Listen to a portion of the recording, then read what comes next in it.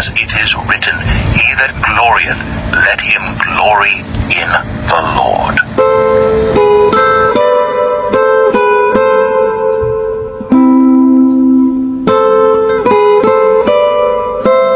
And this is just me testifying. This is me testifying of the spiritual awakenings. A lot of people have them. Like that 19-year-old who literally had a vision of hell that my mother sent to me. And just recently about the, I think he was like another black guy who had a vision of Judgment Day. So you guys should really check that out. You guys should really check. Well, you know, some of y'all check that out on my Facebook page. Because there's other people that's been having these visions, babes that's been speaking prophetic. They've been very prophetic with what they've been saying, and like they say, out of the mouth of babes. So this is real. This is just one man's testimony of all of this stuff that's be happening. You know, it's so many people that have a testimony of our Heavenly Father, of God, of Yahweh, our Elohim, and Yahshua the Messiah, who the earth calls Jesus Christ. You know, and look those names up too. Don't just take it on my account. Look those words up. Look those names up. The true names of God. You know, because these three are one, like they say, Yahweh, Lord, Elohim, the Word or Son, and Yahshua Messiah, Holy Spirit, and these three are one. But anyway, so this final one, this is what made me go back to the Institute of Divine Metaphysical Research Bible class that was founded by Dr. Henry Clifford Kinley. What happened this time around, really, it changed my whole mindset and got me back to our Heavenly Father. You know, and I've been, you know, so anyway, it just April the 21st, 2021, this year. I took a lot of edibles, and I told myself that I'm gonna take the rest at night. So if I do start tripping, then I'm upstairs on the 3rd floor. Remind you, and I'll be cool. I'm upstairs on the 3rd floor. I'm asleep. Nothing can happen. That's what I'm thinking. You know, that's how naive I was. So I took the rest of them, and it's like it's 2 going on 3. I'm feeling weird. I'm feeling very weird. My vision started getting blurry. I'm thinking, oh, okay, they kicking in. This shit's kicking in. It's just really kicking in. And I started to feel the effects. And I'm just feeling some type of way. And so I took a lot of this stuff. So I started feeling like drowsy. I started feeling like my vision started getting blurry. My vision started getting real blurry. And my throat started to get super dry. My throat started to get really, really dry. So I go downstairs, get a big cup of water, go back upstairs, I drink, but yet my throat is still dry. My throat is still really, really dry. So I lay back down on the 3rd floor, and I'm fixing my bed, trying to get comfortable, because I'm saying to myself, if I pass out, I don't want no pillow to fall over my face and suffocate me. So I'm getting comfortable. And then all of a sudden I lay back. I finally lay back. And when I lay back and close my eyes, the same thing that happened to me back in 2000 when I was 18 happened again. But this time, I was like this. The moment I laid back and closed my eyes, I couldn't move.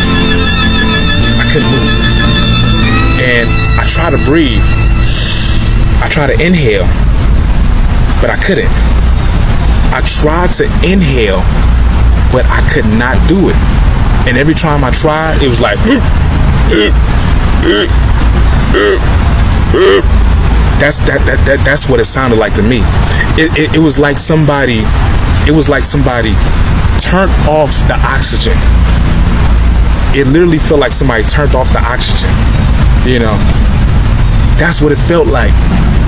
And it's funny because prior to this moment, I went to this place up in where Walmart is at, up in Warrensville, and I got my computer fixed and stuff like that, and I got a shirt there called "I Can't Breathe."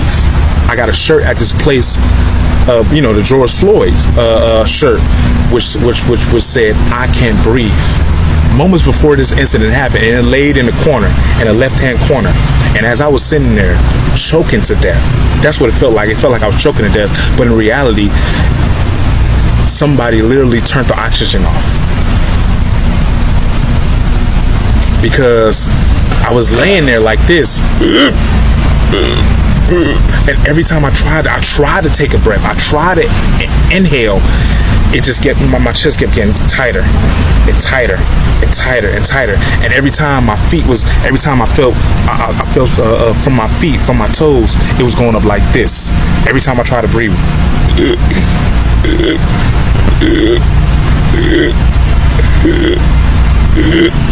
And that was going on for a minute. That was going on for a really long time. It was like my mind forgot how to breathe. It was like my mind literally forgot how to breathe, or somebody literally just turned the oxygen off. And when it got up to here, it was like this. And it got to my chest, and all of a sudden, I took my last breath. That's what it sounded like. And then my arms went up like this. And my eyes is closed, but I see my arms go up like this at a 90-degree angle. And it wasn't me who did it. My arms went up by itself like this. And all of a sudden I saw like a whoosh. That was a sound. And sparkling lights. It was a whoosh and sparkling lights.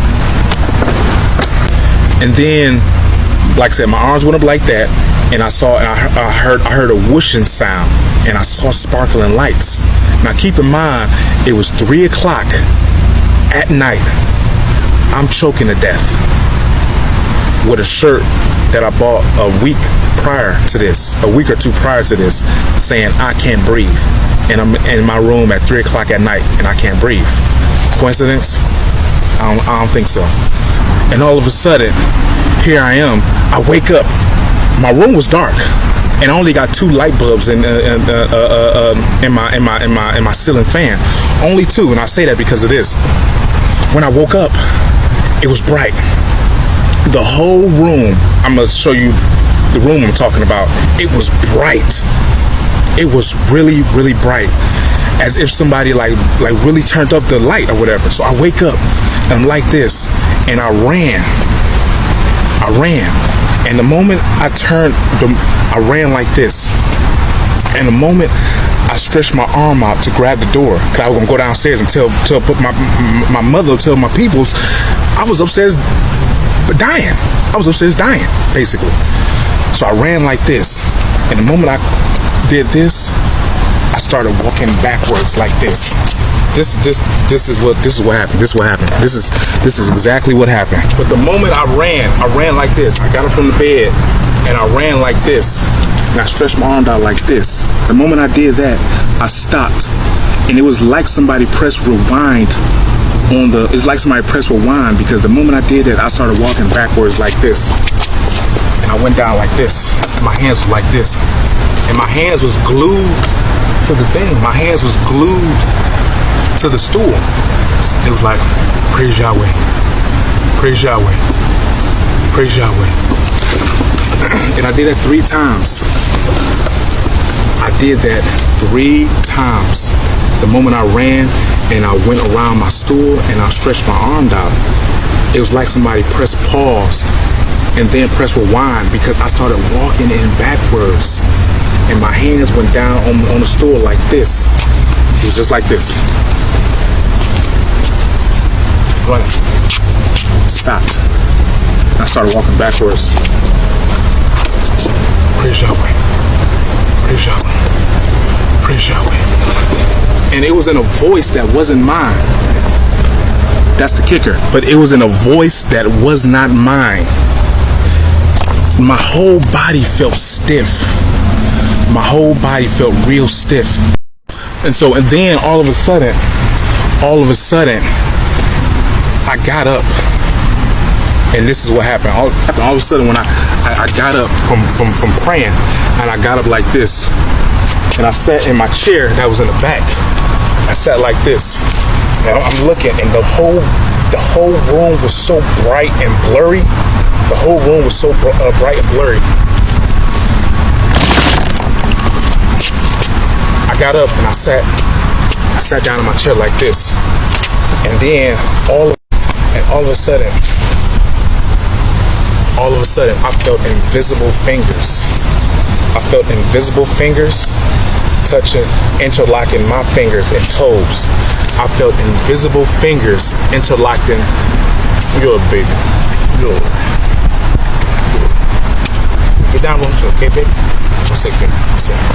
I felt invisible fingers interlocking my fingers and my toes, and all of a sudden I felt them gliding me like this.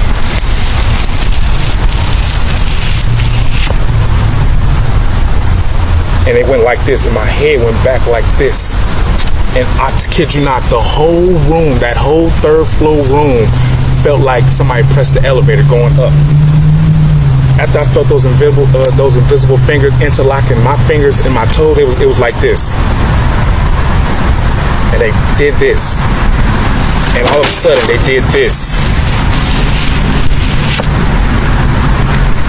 And then my head went back like this. And then all of a sudden the room went up. The room didn't physically go up, but I felt motion. I felt as if somebody pressed the elevator going up. And it was like this. I love you, Yahweh. I love you, Yahweh. I love you, Yahweh. I love you, Yahweh.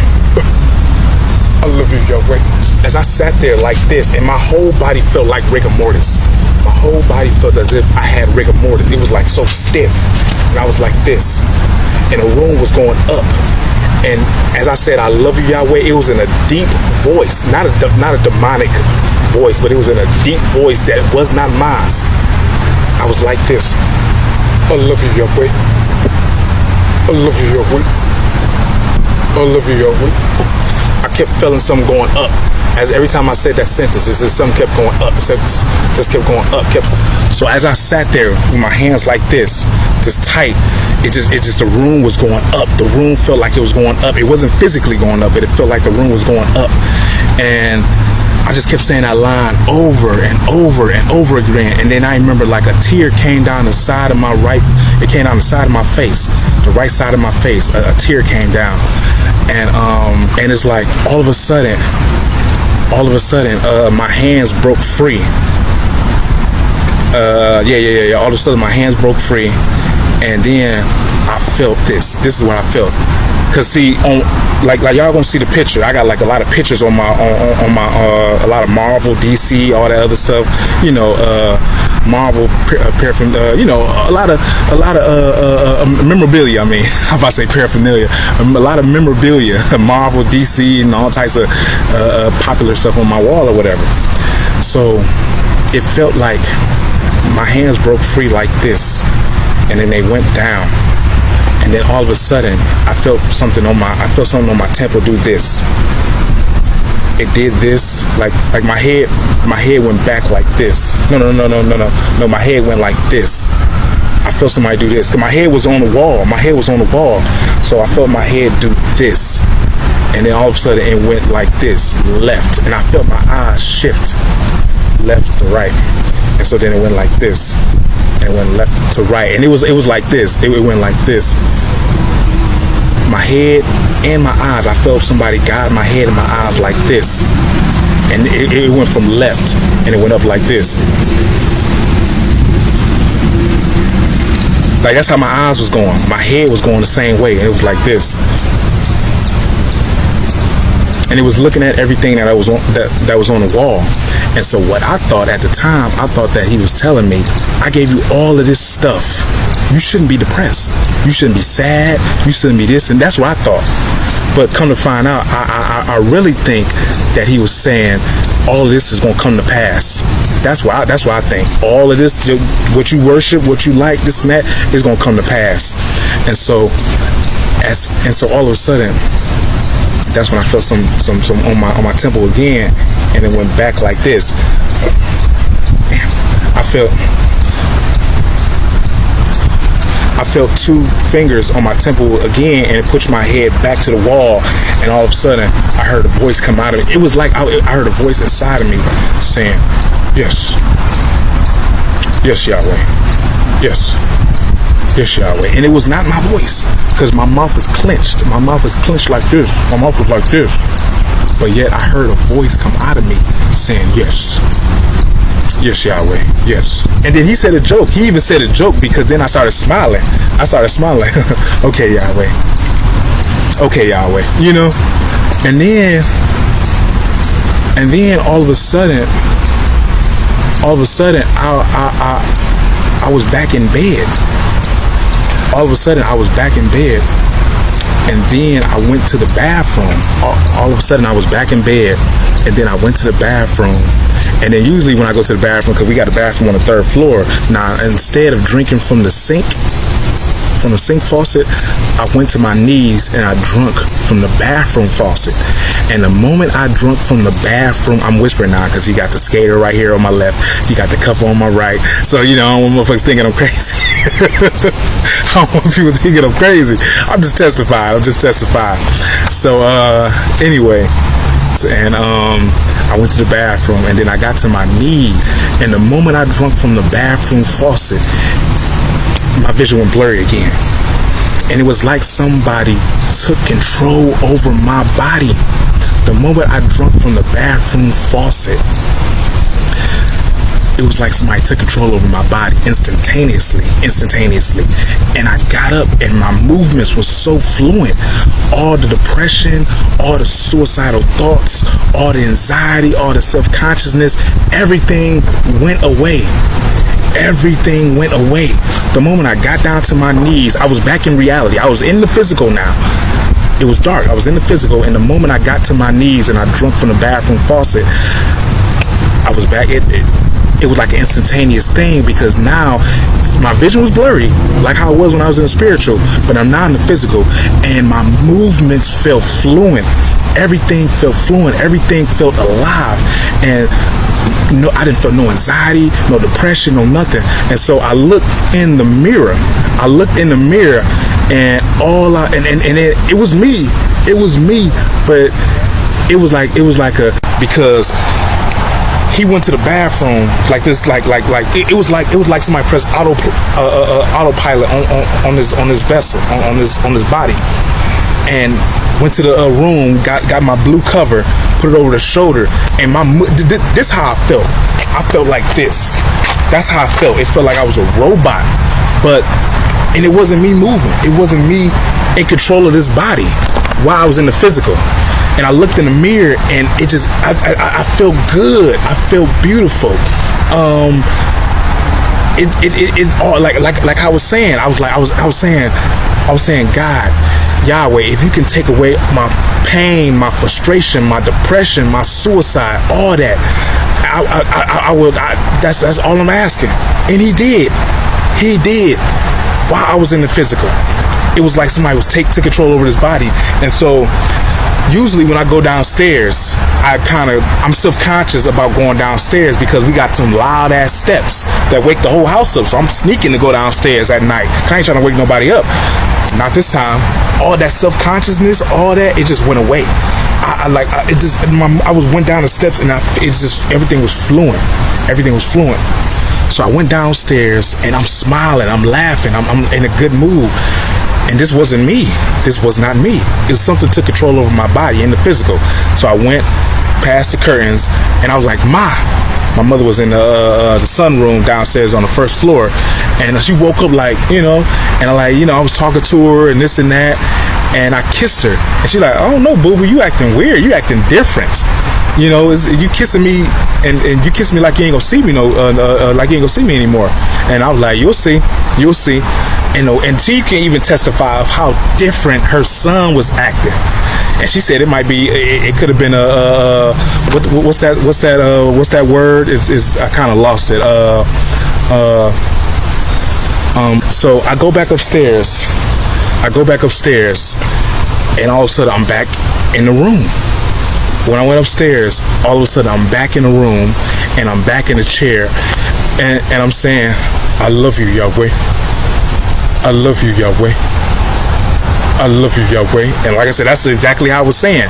And I forgot to tell y'all too, it was like the light, when I was saying that, it was like the light was pulsating. Remember how I said it was 2 light bulbs? But when I was in the spiritual, it was like somebody turned the light all the way up because the light was so bright. And it was like, and it was like Yahweh, our Elohim, God, was speaking through the light, because the light was pulsating like this. It's like every time he spoke, the light was like this. You know, like he was. I didn't hear nothing. I didn't hear nothing. I didn't see nothing. But I felt his presence when I was in that state. I felt his presence, and as he was speaking, the light was like this. It was pulsating every time he spoke to this vessel, you know. And then my body would shake every time he spoke. It would be like this,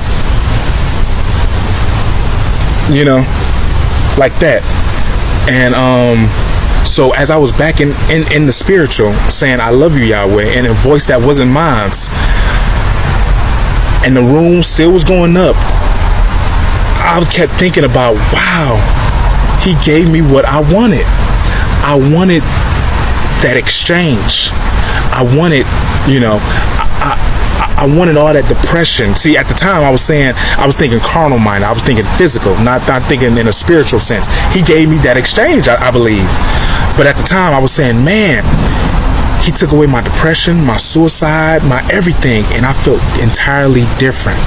If I can go back to that moment, I'm gonna tell the whole world, oh man, I'm gonna make a story about this. Man, if he could just give me one more chance. Why is this taking so long? Why am I still in this trance? And when I started thinking like that, all of a sudden it's like somebody pressed stopped on the elevator, and it was like this, and it just, you know, it just stopped. The room stopped abruptly. It stopped quickly, without notice. The room wasn't physically moving, but it stopped. And all of a sudden, I felt myself going down. Like at first, it was like it was going up. Like I had the sensation of going up, but then when I started thinking like that, then the sensation felt like going down, and I started going down. And I started feeling myself go down. And I was like, no, because I knew I was about to end up somewhere I didn't want to be. And the room was still. The room was still. The room was not moving. But I felt the sensation of going down.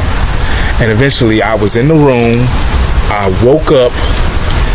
And it looked like the room was dark. It was like, it was already at night. April 21st, 2001, this year. Every step I took, it felt like it was getting darker and darker and darker. And I was like, oh my gosh. And before I left my room, I was said, please, Yahweh, if I go downstairs, please don't tell me that's the last time I'm gonna see my mother. Because that's what it felt like. If every step I took, it just kept getting darker. And I'm like, oh my gosh, this is it. The moment I go downstairs and see my mother, that's it. That's what it felt. That's what my soul, my spirits felt like. So I went downstairs. I opened up the door. It just kept getting dark. I went down the steps. Everything kept getting darker. So I go downstairs and I scream, Ma! She wake up. Like, what's going on? What's going on? I was like, call 911. Call 911. And so she's like, oh, what's going on? I was like, Ma, just call 911. And so so we was in the second living room. So I looked out the window and it was ghostly black. It was dark, and even though it was nighttime, but it just looked scary, you know. And I was like, man, is this it? Is this it? And I hugged my mother. I hugged my mother, and I was like, Yahweh, please, just look over my mother. Look over my mother. And that's when I let go, and I say, Ma, is this it? Is this really it? And my mother looked at me and she said, this is it. This is real. But when I told her that, when I looked back and I told her that, she was like, I didn't say that. But to me, she looked at me and she was like, this is it. This is real. That's how she said it. And I just started freaking out. I started really freaking out. So the cops came, and everything was cool. Well, the cops came, and so the ambulance came. So when I went in, so as I was walking to the ambulance, I went in there and I'm like, hey, can y'all close these windows up? Because I don't want nobody in my business. You know, that's what I'm thinking. You know, and then all of a sudden they like, well, we can't do all that. And then I sat back, and all of a sudden it happened again. That same thing, like when I was in a physical and it took over my body, while I was in the back of the ambulance, it took control over me again. And my vision got blurry. Like when I sat down, it happened like that, and my vision got blurry, and it was like, once again, I was in the backseat of the car and somebody was driving, because my vision was blurry and I was talking. The way I was talking and acting, it wasn't me. The way I was talking and acting, once again, it was not me, and my movements was like once again, it felt like I was a robot. That was me that walked to the ambulance. But when I sat down, bam, all of a sudden, it was like something took control over me, because the way it wasn't even me speaking. It was like, it literally felt I was in the backseat of the car and I was just like this, or I was inside the house looking out the window. That's what it felt like. The sunken place, but not scarier. It felt enlightening. It felt enlightening, like, wow. I wasn't depressed no more. All that went away, and I was talking to the EMT guy and chopping it up with him. And my movements, like everything, felt fluent. It felt like I was a robot. It felt, And I was like, and as I was sitting in, so as I was sitting in the back of the ambulance truck, I was saying to myself, wow, he really did it. He really exchanged that old Cleveland and he put in the new. Now I get to live out the rest of my days like how I wanted to. I don't have to be scared to go outside. I don't have to be scared to do this. Being anxious, be timid, be nervous, be suicidal, be standoffish, kind of like to be around nobody. I don't got to do that, because he exchanged that old Cleveland and he put in a new. That's how I felt when I was sitting in the back of that truck, because it happened again. But all of a sudden, this is what happened next. They told me to put my seatbelt on, and I did. I strapped my seatbelt in, and the moment I try to strap it, it's strapped by itself. It's strapped back by itself, and it locked me in. And I'm panicking now. I'm panicking. I'm like, what the hell is going on? And the moment we turned right into University Hospital, don't you know how I say like emergency and stuff like that? I didn't see emergency. All I saw was H-E-L and a black gate. I saw H-E-L and a black gate, and I started freaking out. I literally started to freak out because I saw H-E-L and a black gate, and I knew where I was going. So they took me in. I was freaking out. I didn't want to go. And I was just, now that spiritual man, that soul that was inside me, it was panicking. It was really panicking. And my mouth was like, no. Like my mouth felt like this. It was like tight like this. And I felt that inner voice inside of me say, no, no, no. It wasn't me speaking. It was that inner man inside of me speaking, because he knew where he was about to go. And I was just so terrified. And it took them a minute to get me inside the room, the solitary confinement room in a hospital, which had like one bed and like a little TV or whatever with like a camera. And I was taking off my clothes, and to me, this is how I felt. It felt I was shaking as I was taking off my clothes and about to put on like a hospital gown. I was shaking. That spiritual man inside of me was shaking. It was shaking. This is how I feel. It was like this. I was just shaking. It was like I was about to be sentenced to eternity, to hell for all eternity. That's what it felt like. And all of a sudden I see it was like a lot of police officers, because I was acting, they was kind of like, well, what's going on? So all of a sudden, as I laid in bed, all I saw was a police officer, and he grabbed the hospital bed, and he had a fire tattoo. And that scared me. And all I saw was, I just kept seeing fiery imagery. I didn't see fire. I did not see fire, but I just read this, read that, fire this, and fire that. That's all I kept seeing. And I just knew I was being sentenced. And so as I laid there in a hospital bed, trying not to cope with where I'm about to go, my mother was outside in the waiting room trying to convince the people that she wanted to go back there to see her son, but she wasn't acting up, because she figured if she did, they wasn't gonna let her see me. So as she was back in the waiting room talking to them, I was in that room in the dark. My mother said that they had, to me, the light was on. So I'm in a room. I get up off the bed, finally just admitting that this is where it's, whatever. So there's a door, and it had like a small rectangular window, and through that rectangular window, I didn't see, but I heard childhood memories. I heard the birth. I heard I heard I heard my birth, and I start hearing childhood memories of my mother, my brother, Adam, Ray, of us like back in the day when we was living in the projects. I was hearing those. I was hearing it was like I was being taken through my childhood. I didn't see, but I was looking through the small rectangular window, and all I heard was childhood memories. And I started pacing back and forth, trying to figure out, okay, what can I do to convince my Heavenly Father to forgive me? So I said, okay, let me pray to him. Let me pray to him. Let me plead to him. So I looked to my left to look in the corner to try to pray and plead, and all I saw was finger marks, black finger marks, and knee imprints. I saw knee imprints in the floor and black finger marks on the left and right hand side of the wall of the corner, symbolizing that it was other people's in this predicament who pleaded, who tried to plead, and it was too late. It was too late. And I looked and I was like, damn, I can't do that. And I just kept pacing, and my spirit, my soul was just like, no. Like I just, and then all of a sudden my mother and everybody else came in. They opened up the door. Now, my mother said that when they came, the lady turned the light on. And my mother's like, damn, y'all had him in the dark all this time? But to me, the light was already on. Throughout that whole ordeal, when I was in that room, pleading, coping, and stuff like that, the light was already on. The light was already on. It wasn't dark. It was bright. It was bright. But to my mother said they flicked the light on when they came. And I was trying to get out. I was trying to find a way to get out that room. Just trying to make an excuse. So I said I had to use the bathroom. So I went out there, went to go use the bathroom. And I just kept seeing fiery stuff, just fiery imagery. Not fire, but fiery imagery. And then as it was escorting me to the bathroom, it was so spiritual. It felt like it was demons or whatever escorting me to the bathroom. It just felt scary. The whole ordeal felt scary.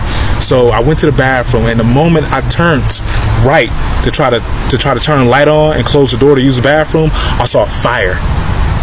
Bright on a fire extinguisher. I didn't even see the fire extinguisher. I just saw fire, and it just scared me. And I tried to run out, and it was just the whole ordeal was scary. The whole ordeal was scary. So eventually, I used the bathroom in the corner. They gave me like a cup to use the bathroom, a little plastic container to use the bathroom. I didn't want to use it in there, and they put me back in the room, and I was pleading again. I was pleading, and my soul, my spirit, man, it wasn't even me. It wasn't even me that was pleading. It was the spirit, man. Because it like I said, it felt like my body was going through rigor mortis.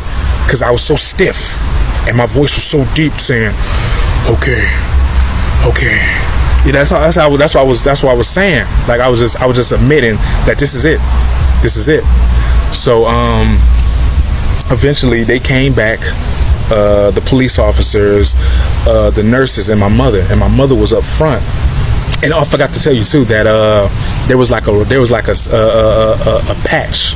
There was a patch on the right hand side, a patch with a red patch with the number 17 on the right hand side of the door that I was in, and it was like lettering. A red patch and a number 17, and I was born August 17, so I don't know what that means. So when my mother and them came through, opened up the door again, my vision was really blurry, and all I saw was the number 22 on a red patch on all the officers and all the nurses, the black nurse and like the black nurse and all the officers. And I saw one on my mother. They was on the left hand side. It was like right here. Like I guess that was like a destination they was gonna go to, like that's their destination when after our judgment, because everybody had a red patch and a number 22, a white number 22, and I went to my mother like this, and I took hers off, and my mother later on said, "Boo boo, when you came to me and you grabbed at my chest, I mean, like, what did you grab at?"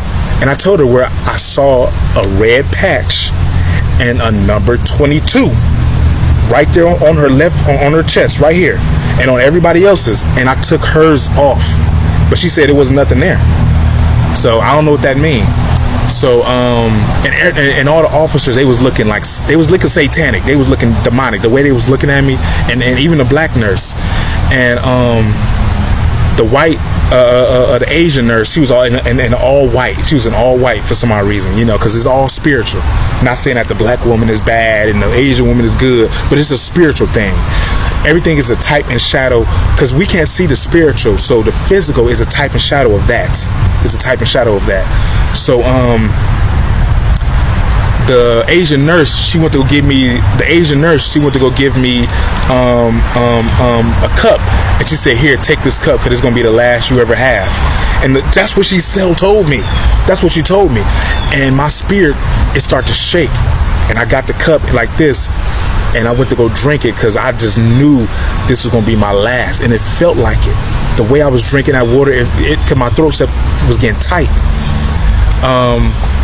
But before I drank that water, because she gave me medicine, and I drank the water. Before I drank that, my mother told me this. She like, "This is what you wanted. You wanted this.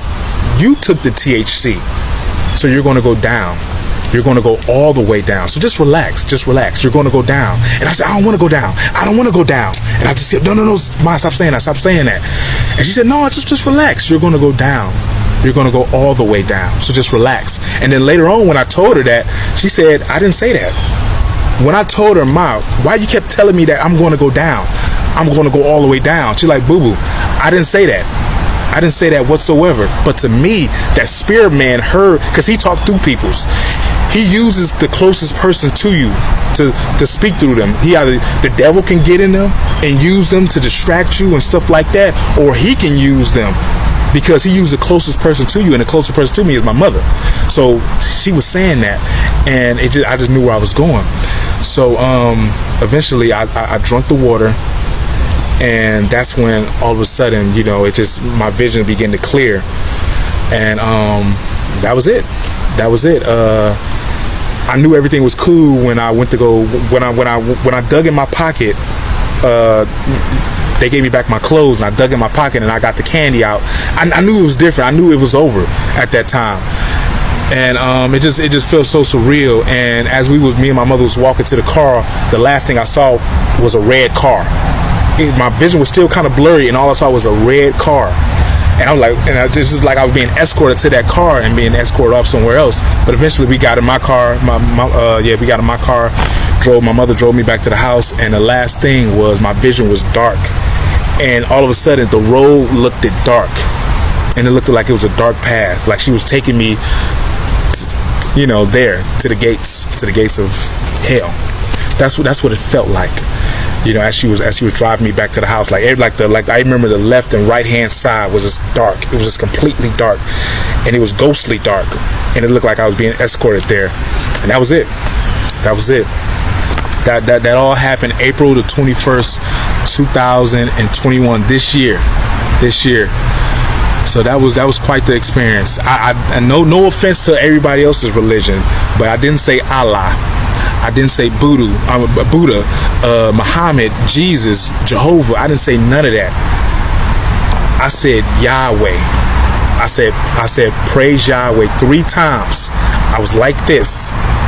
I ran, grabbed the door, or tried to grab the door, and I started, and it was like somebody pressed rewind, and I started going back. Like somebody literally had me going back. It was, and as I was going back, I was like, no. And I knew right then and there what was happening. And I went down to the ground with my hands like this. Praise Yahweh. Praise Yahweh. Praise Yahweh. 3 times.